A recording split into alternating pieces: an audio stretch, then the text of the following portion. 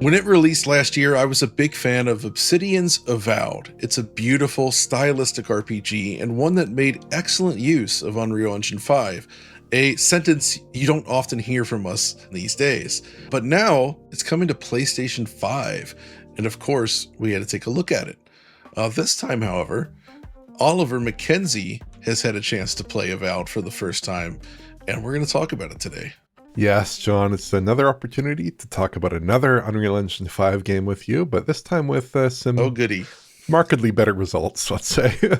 Indeed. So maybe let's just do a quick recap here. And I kind of want to illustrate that I really think Obsidian did a lot right here with Unreal Engine. And I think other developers should look at their results because it's good. So firstly, this is a game that shipped with 3 different modes. You have a 30 mode, a balance mode targeting 40 frames per second, and a 60 frames per second mode. And I think each one provides pretty interesting results with nips and tucks where you'd expect, but it sort of allows the player to balance their experience to suit their needs, right? In general, I think image quality here was pretty good. It's better than a lot of the recent UE5 games we've looked at, and yet the world itself is very richly detailed. And it's also a game that exploits the new technology such as Lumen and Nanite, which, again, due to the density of the world and the type of lighting that you see in the game world, it genuinely makes a big difference. This is definitely a case where I think they made the right choices. But there were some weird caveats. If you were playing on Xbox, last year when we looked at it, it looked to us that we were seeing somewhat like results similar to software Lumen reflections across all modes, or at least across in the quality modes. But it actually seems like, as we learned from our presentation, they were using hardware mode, yet the results didn't really look it. And now we could take a closer look and kind of understand, okay, it seems what they've done is they came up with a way to deploy hardware Lumen to allow things like trees to be rendered within the reflection view, but the actual geometric model they trace into is far less detailed than what the PC version offered. So you were basically tracing into a very simplified model that resembles what you might get out of a very rough SDF reflection. So in a way, it feels like a hybrid, and I'd be curious to know what this actually meant in terms of performance cost, because the results I think are pretty good and better than just pure SDF reflections. So that's good. And you got that in the balanced and quality modes. And in addition to that, like everything else, I think generally worked well. Performance was good, and it played well on the Xbox. So I guess the big question here then is, if you're new to this game, if you've not played Avowed, which was an Xbox and PC game up until now, how does the PlayStation 5 version compare both on PS5 and PS5 Pro? And which one should you check out? So Oliver, I actually want to start here with the PS5 version, the base PS5 version versus Xbox Series X. What have you found? Yeah, so basically the base PS5 version, usually we expect PS5 to be pretty similar to Series X, and that's mostly the case here, although there are some caveats that we'll mention very shortly. But in the quality mode, for instance, let's start there with the quality mode at 30 FPS. They look very comparable. Foliage looks the same, shadows look the same, reflections look the same. You get those nice hardware lumen reflections. They are downgraded somewhat, but like you do notice, like John mentioned, that foliage, for instance, is higher quality in the hardware lumen presentation than you'd expect with software lumen, right? It's quite nice looking there. You're also seeing skin meshes represented within that, so like, characters moving out of screen space, you're still seeing some reflection of them, albeit a dark reflection because of limitations of the surface cache, but that's all here on both platforms, looking good. It's impossible to rule out some small adjustments here and there, but they really look quite heavily the same, I would say, in quality mode across my tests. Image quality is also similar, both use dynamic resolution, and based on the image quality and based on what the developers have said, I think they're using FSR2 here, which is obviously a little different than most Unreal Engine 5 titles, which use Epic's TSR typically. PS5 is just a touch off Series X though in my tests. I think both are targeting a 1440p internal resolution, but PS5 is like sometimes there, sometimes a little bit short of it, whereas Series X tends to come in at that 1440p figure. Both hit a consistent 30 FPS, but in my test, PS5 is liable to throw up some frame pacing problems, whereas Series X seems a little bit, Really? yeah, it kind of fluctuates a little bit, some 50 milliseconds, some 16 millisecond frames in the mix there, unfortunately, whereas Series X seems to be a much flatter, 33 millisecond line, with some occasional bouts of 16 millisecond frames peppered in. So you might go to like 35 FPS or 33 FPS briefly, which is an unfortunate behavior, but it's not as significant as the PS5 behaviors I'd warrant. The performance mode differs a bit more in terms of visual settings, so PS5 doesn't draw a lot of the distant shadows in the town area that the Series X does. This issue seems isolated to the town area by and large in my testing, but it is a little bit odd, and distant foliage is also simplified. Plus, resolutions differ a little, so on PS5, in one shot we're looking at 972p, the Series X equivalent is 1080p, right? And across the board throughout our test shots, it's like a little bit lower res or equal in resolution to the Series X. Performance on both platforms is similar. It's kind of a 50 to 60 FPS experience in denser areas like the town, but in general, the PS5 is a bit of a higher performer, I would say, on average here, whether you're out in the town area or whether you're out in the wilderness. The PS5 tends to just be a little bit closer to that 60 FPS mark than Series X, which is a little bit depressed in comparison. Lastly, for balance modes, this is a bit harder for us to capture owing to capture limitations, but I can tell that distant shadows are again pulled in a little bit on PS5, which is a little bit similar to the performance mode, although not quite as marked here. Both machines do hit a stable 40 FPS though in my testing. There's also unlocked modes available on both machines for all modes. On Series X, though, these appear to be broken at the moment as they still operate with screen tearing even with VRR enabled, so you'd really never want to run these modes. But on PS5, if you want to, you can run the modes a little bit faster with VRR if you want to, but it's not like a huge difference. Like in performance mode, I was looking at 65, 70 frames per second. In balance mode, it was like 45, 50 maybe frames per second if you're lucky. It wasn't like a huge revelatory increase. It's a nice outcome, but again, like a lot of other console games with dynamic resolution, you're not going to get that much extra performance out Did of it it. work with VR though? It did work with VR. Did it work with VR? Without VR, it has screen tearing. With VR, it does work correctly, though. Whereas on Xbox, that's not the case. And I think that's actually really important to point out because we were just complaining about most PS5 third-party games shipping without proper VRR implementation, but it seems like they've actually done it here, which is great. But why broken on Xbox? Because that's weird because Xbox is usually the one that doesn't have problems with VRR. Very, very strange. But based on your results, it sounds like they're kind of roughly the same overall, and any differences are just very minor and relatively unimportant in the Yeah. grand scheme of things. Yeah, I would say PS5 is definitely notably worse. There's a weird situation where I can show this shot of the city, of the town area, just when you're coming in, and there's a lot less shadow detail on PS5, quite a bit less shadow Interesting. detail on Okay. PS5. But in other areas of the game, and I got quite a few comparison shots here, there really isn't much difference, including out in the wilderness. So it really does seem isolated to that town area where they're pulling in those shadows a little bit. I wonder if it's just an optimization technique they did just specifically for that area.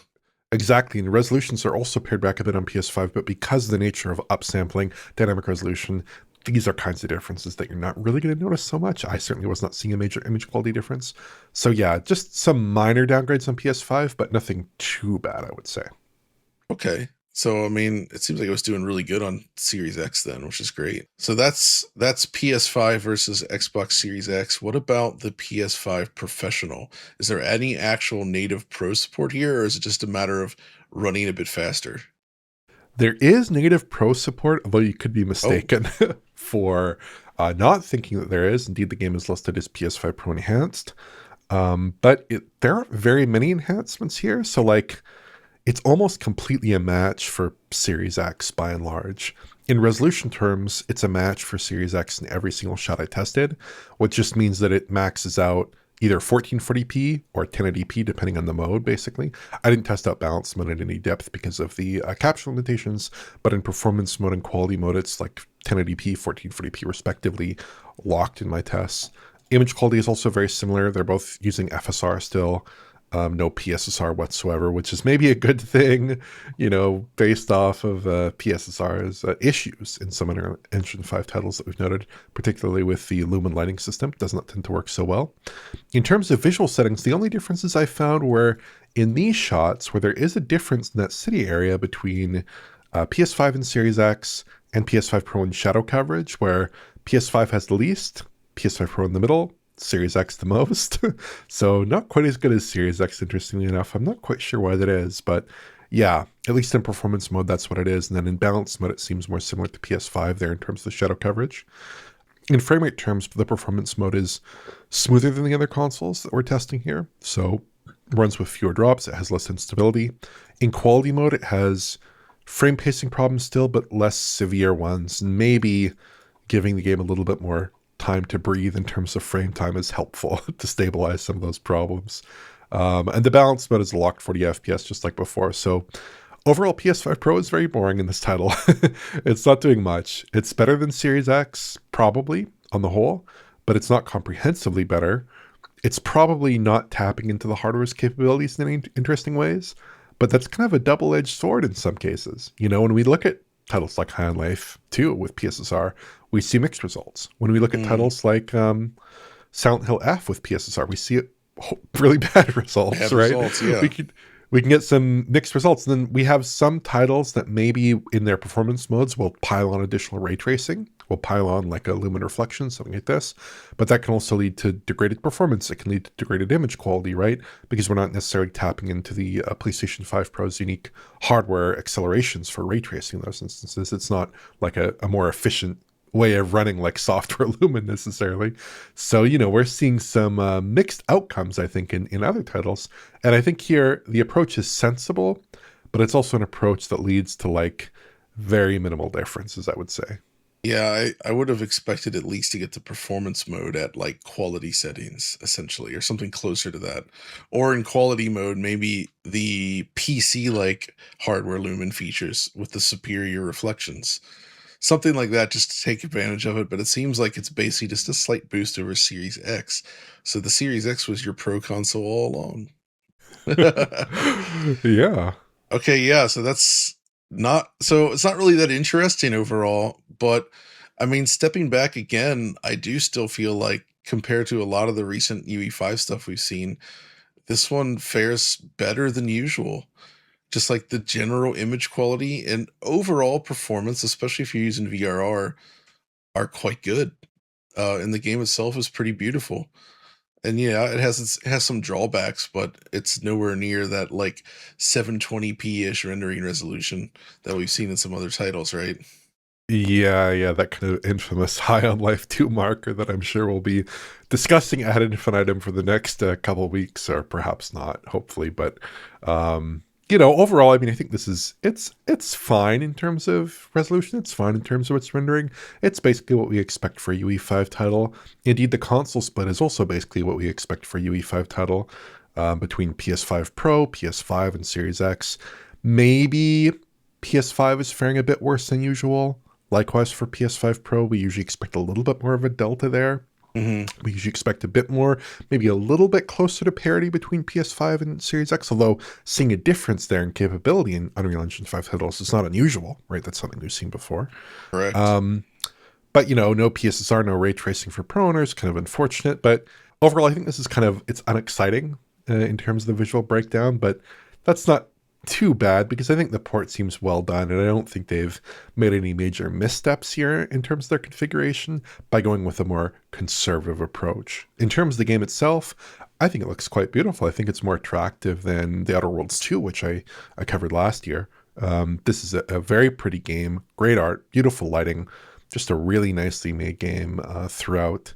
The only knocks against it would be like there's maybe a little bit more pop in than I'd expect for a UE5 game, especially in the shadows, which Right. is kind of unusual. And then also the environment is very static. That's something we tend to observe a lot with Unreal Engine 5 games, which I think happens maybe in part because VSM tends to be very expensive when you combine it with like animating foliage. It gets very, very expensive. So it's a common optimization that we see in some games, for instance, like The Outer Worlds 2, to have foliage that only animates a certain distance from the camera. And it looks fine for the most part, except if you're looking at like a scene and like a banner might be waving in the wind, but the trees are totally static. It's just little tiny things like that you pick up when you've seen enough of these games. You pick up on a couple things. But yeah, overall, good-looking UE5 game, even great-looking UE5 game. Fun RPG, not too big, not too dense. I think you can probably beat this one in about 10 or 15 hours, which is pretty reasonable for a game these days. Lots of side content though, if that's your bag. If you want to explore all the side content, that's fantastic. Go for it. I don't have any real complaints about the console configurations.